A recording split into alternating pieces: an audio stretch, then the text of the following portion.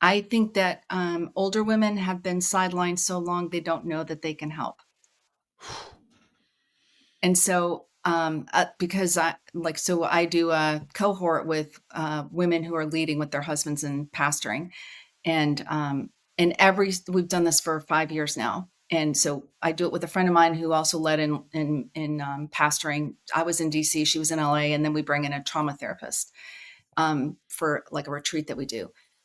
Here's what I've discovered is I didn't have a spiritual mama, and there was nobody leading in ministry. So doing what I was doing with Dennis. And so I would just say, like, if you're listening right now and you have, when Paul says, let the older women like mentor or speak into the younger women, that simply means go have coffee with them.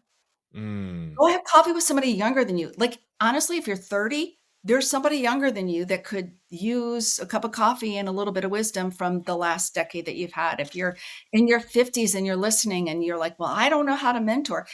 We make mentor sound so bad. Just go have a conversation and ask questions. You can get my book, and I have simple questions you can ask. You don't even have to get my book. You can Google it.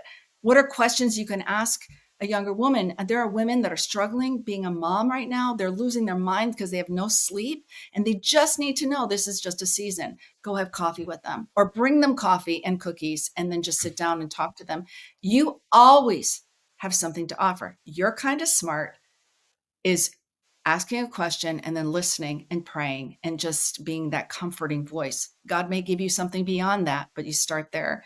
So I would say to every woman listening, while there is also a shortage of spiritual fathers, there's definitely a shortage of spiritual mothers because women didn't, in our age range, oftentimes don't know that you have anything to offer because nobody actually celebrated the gifts that you have. But you have something amazing that the next generation needs.